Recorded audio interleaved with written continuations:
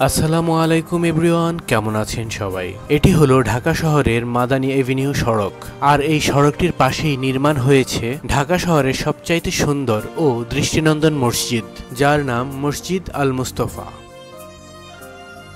তথ্য অনুযায়ী জানা যায় এই মসজিদটিতে প্রায় 11,000 মুসল্লি একসাথে নামাজ আদায় করতে পারেন এবং এর নির্মাণ ব্যয় খরচ হয়েছে প্রায় 300 কোটি টাকার উপরে। এর বৈশিষ্ট্য হলো পবিত্র কাবার আদলে মসজিদটি নির্মাণ করা হয়েছে। দেখলে মনে হবে মসজিদটির নির্মাণ কাঠামো কাবা শরীফের ছোঁয়া লেগে আছে। চোখ ধাঁধানো এই মসজিদটির সবচাইতে বড় আকর্ষণ হলো সামনের এই কালো রং, যা পবিত্র কাবার আকৃতিতে ফুটিয়ে তোলা হয়েছে।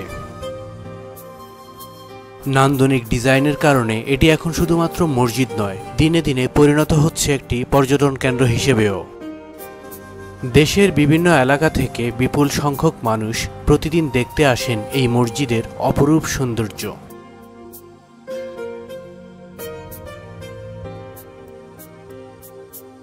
এই মসজিদটির চারপাশে 4টি খেজুর গাছ লাগানো হয়েছে।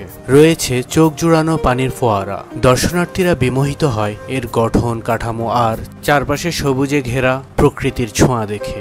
দেওয়ালে সোনালী রং দিয়ে লেখা হয়েছে আল্লাহ তাআলার নাম এবং প্রিয় নবী হযরত মুহাম্মদ সাল্লাল্লাহু আলাইহি ওয়াসাল্লামের নাম। এর সৌন্দর্য অনেক দূর থেকেই অবলোকন করা যায়। আর এর পাশেই রয়েছে ইউনাইটেড ইন্টারন্যাশনাল ইউনিভার্সিটি এবং ইউনাইটেড সিটি। ঠিক অপর পাশেই রয়েছে বসুন্ধরা আবাসিক এলাকা।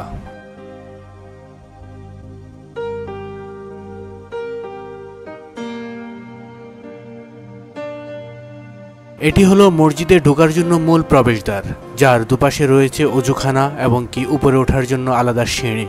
5 তলা বিশিষ্ট এই মসজিদটিতে আলাদা কোনো জানালা নেই। এমনভাবে নকশা করা হয়েছে যা প্রাকৃতিক আলোয় ভরপুর। এখানে যে ফ্যানগুলো দেখা যাচ্ছে, দেখলে মনে হবে যে পুরো একটা হেলিকপ্টারের পাখা লাগিয়ে রেখেছে।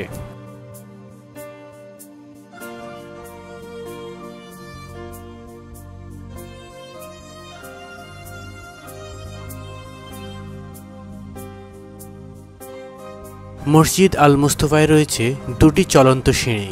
যারা গাড়ি নিয়ে নামাজে আসেন তাদের জন্য রয়েছে সুব্যবস্থা, কারণ মসজিদটির নিচে রয়েছে সুবিশাল গাড়ির পার্কিং, যেখানে 105টি গাড়ি রাখা যায়। দুপাশেই রয়েছে জুতা রাখার জন্য আলাদা বড় বড় অনেকগুলো বক্স। এটি হলো নিচতলায় যে অজুখানা, সেখানে যাওয়ার সিঁড়ি। সামনে জুতো রাখার জায়গা। এরপরের গেটটি হলো কাঙ্ক্ষিত অজুখানা। এটি হলো মসজিদের ওয়াশরুম, যা খুব সুন্দর পরিপাটি করে রাখা আর আকর্ষণীয় করে তৈরি করা হয়েছে মসজিদটির অজুখানা, যেখানে রয়েছে বেশ কয়েকটি বেসিন। চীন থেকে আনা হয়েছে মেঝেতে পেছানো কার্পেট। লাগানো হয়েছে উন্নত মানের সাউন্ড সিস্টেম।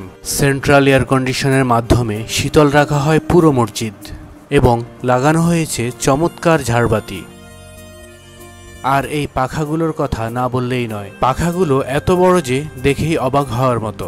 এটার বাতাস এতই যে অল্পতেই পুরো শরীর ঠান্ডা করে ফেলে। নামাজের কাতারে বেশ কয়েকটি বেঞ্চ রাখা হয়েছে, যা অন্য কোনো মসজিদে তেমন একটা দেখা যায় না। কেউ ক্লান্ত হলে যেন বসতে পারেন, আবার কেউ হেলান দিয়েও যেন বসতে পারেন। মসজিদের ভেতরে মিম্বারের দেওয়ালের যেই ডিজাইন এবং বাহিরের ডিজাইন প্রায় একই, এবং উপরের দিকে বড় করে সোনালী রং দিয়ে লেখা হয়েছে লা ইলাহা ইল্লাল্লাহু মুহাম্মাদুর রাসূলুল্লাহ সাল্লাল্লাহু আলাইহি ওয়াসাল্লাম। মসজিদের ভেতরে প্রতিটা পিলারের সাথে এমন বক্স রয়েছে যার ভেতরে রাখা হয়েছে পবিত্র কুরআন শরীফ।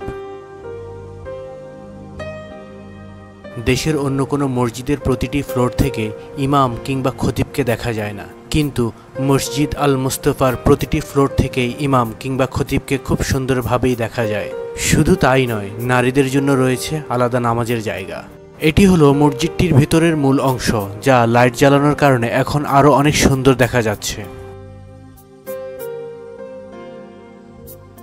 আর এটি হলো মসজিদের ভেতর থেকে বাহিরের অংশ, যেখানে দেখা যাচ্ছে অনেক মানুষ এসে মসজিদটি দেখার জন্য দাঁড়িয়ে আছে। দূর দূরান্ত থেকে এই মসজিদটি দেখার জন্য ছুটে আসেন অসংখ্য দর্শনার্থী। এখানে মসজিদটির কোন ফ্লোরে কি আছে তার পুরো ডিটেলস দেওয়া আছে, তা আপনারা জেনে বুঝে পড়ে তারপরে ভিতরে প্রবেশ করতে পারেন।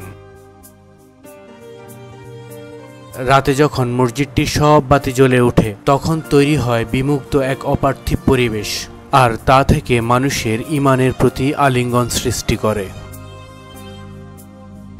মসজিদটির উপরে সুউচ্চ বিশেষ একটি গম্বুজ রয়েছে, যার রং সোনালী, এবং পাশে সুউচ্চ একটি মিনারও রয়েছে। এই গম্বুজ এবং মিনারটি মসজিদটির সৌন্দর্য আরও বাড়িয়ে তুলেছে।